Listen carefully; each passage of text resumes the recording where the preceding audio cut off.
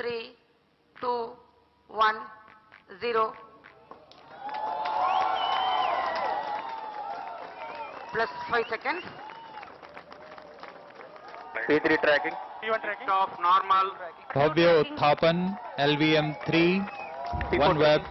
तो दोस्तों मैं आपको बता दूं और बताते हुए बड़ी खुशी हो रही है कि कल के दिन आधी रात को लगभग 12:07 पर इसरो के द्वारा सबसे भारी भरकम लॉन्च किया गया। जी हाँ, और इसी लॉन्च के साथ फाइनली इसरो ने डेब्यू कर लिया है कमर्शियल फील्ड में। क्योंकि अभी तक जो लॉन्च किए गए थे इसरो की तरफ से वो सारे किसी न किसी सरकारी विभाग या फिर मिलिट्री के इस्तेमाल के लिए किए गए थे, लेकिन अब फाइनली इसरो ने कमर्शियल फील्ड में एंट्री कर ली है। ये डेब्यू था और ये लॉन्च पूरी तरह से सफल रहा है। इस लॉन्च के जरिए बताया जा रहा है कि 36 सैटेलाइट्स एक साथ लॉन्च किए गए। ब्रॉडबैंड इंटरनेट से कम्युनिकेशन के लिए ये 36 सैटेलाइट्स अर्थ की लोअर ऑर्बिट में स्थापित करने थे, जो कि पहले ही अटेम्प्ट में इसरो के द्वारा कर दिए गए।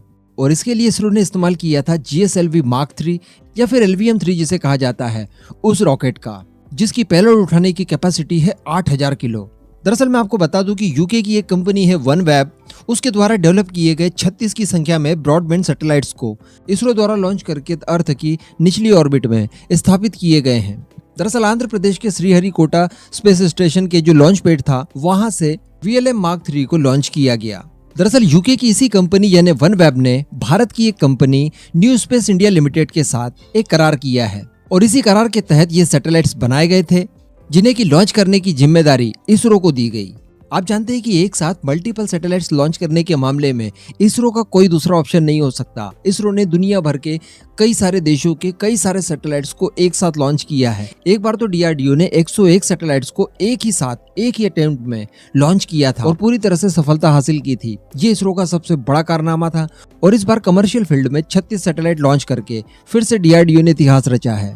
तो अभी तक आपने ऑफिशियल खबर सुनी, अब आप इसको सरल भाषा में समझने की कोशिश कीजिए। जिन लोगों को समझ में नहीं आया उनके लिए स्पेशली देखिए, इसरो जो था वो आज तक भारत के अलग अलग विभागों द्वारा इस्तेमाल किए जाने वाले सैटेलाइट्स को लॉन्च करता था, जैसे डिफेंस मिनिस्ट्री की तरफ से, कृषि विभाग की तरफ से, मौसम विभाग की तरफ से, और इसी तरह के इसी इस्तेमाल के लिए जो दूसरे देश सैटेलाइट बनाते थे, जो कि अपने सैटेलाइट खुद लॉन्च नहीं कर सकते, वो लोग इसरो के पास आते थे और लॉन्च करवाते थे। लेकिन अब एक नया कॉन्सेप्ट सामने आया है, जैसे कि भारत की टाटा कंपनी है या फिर भारत की रिलायंस है, इस तरह की एक प्राइवेट कंपनी OneWeb जिसका नाम है, जो कि यूके की कंपनी है, इसी तरह की एक कंपनी भारत की, इन दोनों के बीच में सैटेलाइट्स को लेकर करार हुआ। आपस में इन्होंने ज्वाइंटली इन्हें तैयार किया। अब उन्हें लॉन्च करवाने की बारी थी, तो किससे लॉन्च करवाया जाए, तो इसके लिए उन्होंने इसरो को चुना। यानी ये एक पहला गैर सरकारी कार्यक्रम था जिसके लॉन्च के लिए इसरो को चुना गया और इसरो ने इसके लिए चार्ज लिया होगा पैसा।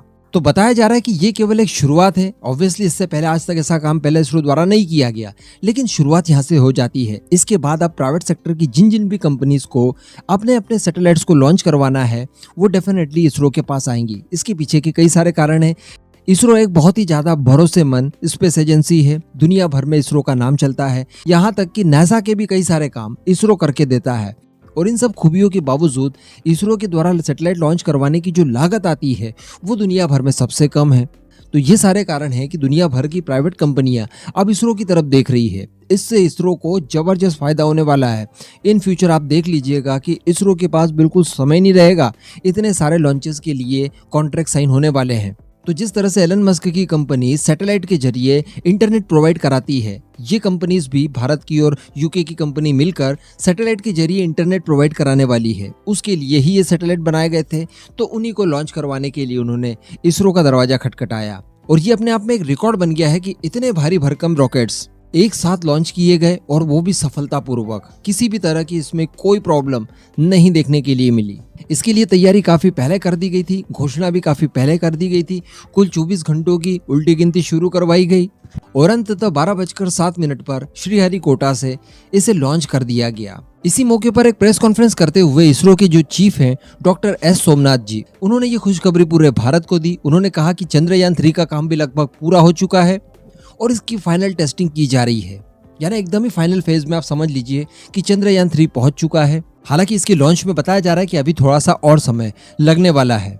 और ये जो चंद्रयान 3 का प्रोग्राम होगा ये 2 स्लॉट्स में होगा। एक होगा जून में लॉन्च यानी 23 में, और दूसरा होगा फरवरी में।